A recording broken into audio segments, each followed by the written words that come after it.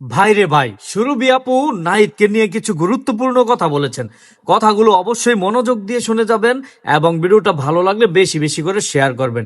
আগে সুরভি আপুর কথাগুলো শোনেন, খুবই গুরুত্বপূর্ণ কথা। তো আমি তখন আম্মুকে বলছি, মা, যে তুমি সব বাদ, তুমি আমার ভাইদের কাছে যাও। কোন ভাইদের কাছে? নাহিদ ভাই, যারা আমার সহযোদ্ধা।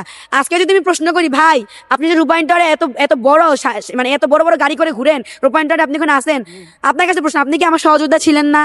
ওনা আমাকে কি বলে জানেন? আমি যখন প্রশ্ন করছি, ভাই আপনারা এই প্রশ্ন শুনছেন কিনা জানি না, যে আপনারা যখন আসছেনই প্রথম দিনই আসতেন, আপনারা আমাকে আধমরা করে বের করলেন কেন? তাহলে মরা লাশটাই বের করতেন। ওরা কি বলেন? আমরা খবর পাই নাই। এই আমাকে যখন যৌথ বাহিনী অ্যারেস্ট করে, আপনারা কি এটা প্রকাশ করেন নাই যে 50 কোটি টাকা দায়ে যৌথ বাহিনী অ্যারেস্ট করে তথাকথিত জুলাই যোদ্ধা তাহারিমা জান্নাত সুরভি প্রকাশ করেন নাই? ওনারা কি দেখেন নাই? ওনারা কি দেখে নাই সেটা? ওরা কি বলে জানেন? আমি আজকে একটা কথা বলি শুনেন। গাজীপুরের আহ্বায়ক অপু ভাই, বিশেষ করে বলতেছি বশির আলম অপু ভাইয়া, আপনি যদি নিউজটা দেখেন তাহলে বলবেন আপনার কাছে আমার মা প্রথম দিন ছুটে গেছিল যে বাবা আমার মেয়ে এরকম এরকম চাঁদাবাজির দায়।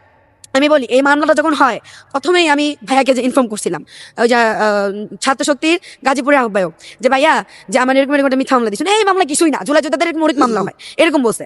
যখন আমাকে অ্যারেস্ট করে নিয়ে গেল, ওনারা কিছু না আগে নাই জানেন, কারণ সেন্ট্রাল থেকে কিছু বলে নাই, আর সেন্ট্রাল বলে আমাদের কিছু জানানো হয় নাই। বুঝছেন রাজনীতি কি?